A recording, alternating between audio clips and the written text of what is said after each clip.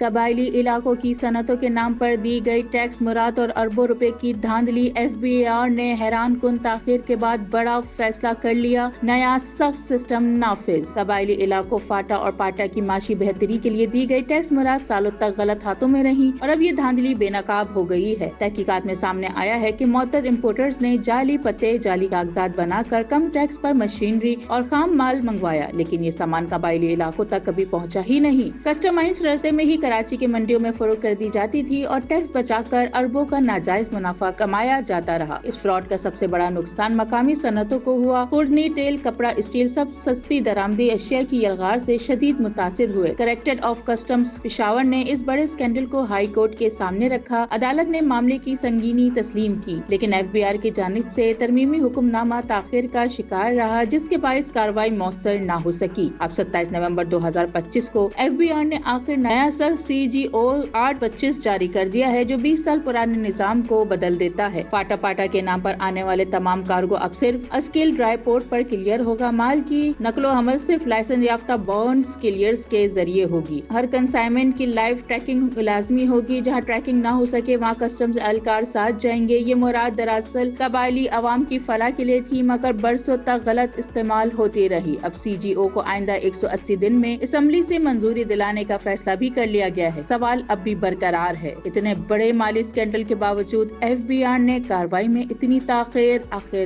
کیوں کی؟